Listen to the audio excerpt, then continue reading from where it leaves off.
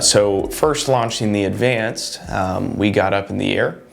There was quite a bit of visible flame that had self-vented through the roof.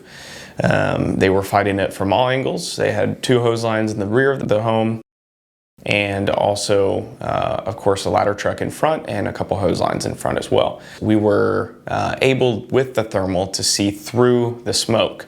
So flames that may have been hidden from our view on the ground by the billowing smoke from the house fire, we were actually able to see clear as day on the thermal.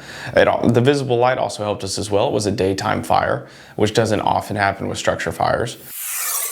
Once we were finished with our work with the Mavic 2 Enterprise Advanced, we moved on to the Matrice 300 with the Zenmuse H20T gimbal payload. Of course, that payload is a very high intensity thermal sensor as well as a very nice visible light zoom camera. So our mission with this aircraft, we were more post-fire, so we had hot spots, but the majority of the fire was put out. But those hot spots can be dangerous. Reignitions, firefighter safety. So what we did is we parked on top of the structure and set our isotherms to anywhere from 200 degrees to 500 degrees Fahrenheit. And that allowed us, anything over 200 degrees was a concern for us, specifically for firefighter safety as they were now venting and entering the home.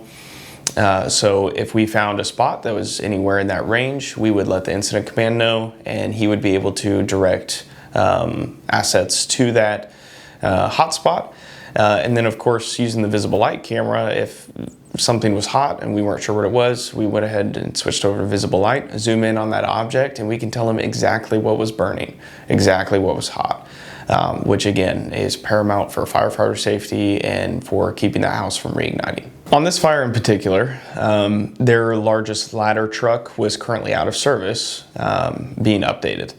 So the fact that we had a way to use this technology to spot hot spots on a roof and keep firefighters safe and keep the homeowners safe, that's huge. And this technology presents a wealth of options to save agencies money, time, and lives.